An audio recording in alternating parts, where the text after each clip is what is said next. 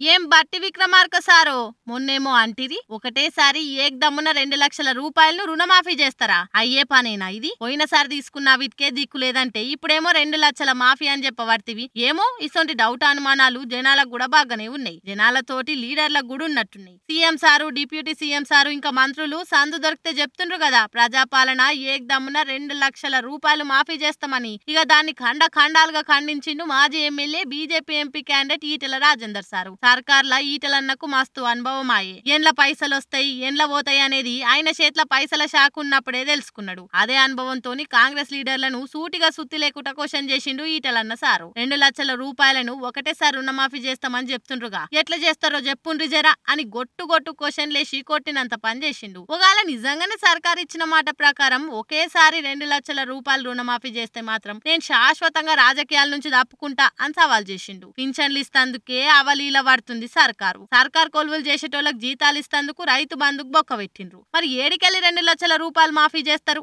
అని ప్రశ్నించిండు. ఇదంతా అయ్యే పని కాదు. ఆడోళ్ళకి పింఛన్లు ఇస్తందుకే సర్కార్ ఖజానాల పైసలు లేకుంటేనే 2011 అరమ్మ గోరాలు తీసినాం. మొన్నటికి మొన్న పాత సర్కార్ పోయే ముంగట పింఛన్లకు పైసలు లేక ఏం చెయ్యాలనో సురాయించక కింద మీద పడుకుంటిచ్చింది. ఇప్పుడేమో వీళ్ళకి రైతు బంధు బొక్క పెట్టి పింఛన్లకు టెన్షన్ పెట్టి రుణమాఫీ చేస్తామని అంటున్నారు. సరే చేసి చూపెట్టుండ్రి చూద్దాం అని ఛాలెంజ్ చేసిండు. ఇంటుండ్రా సార్లు ఈటల సార్ ఛాలెంజ్ ని నిజంగా తీసుకొని ఆ లోన్ మాఫీ కథ ఏందో చూడుండ్రిగా.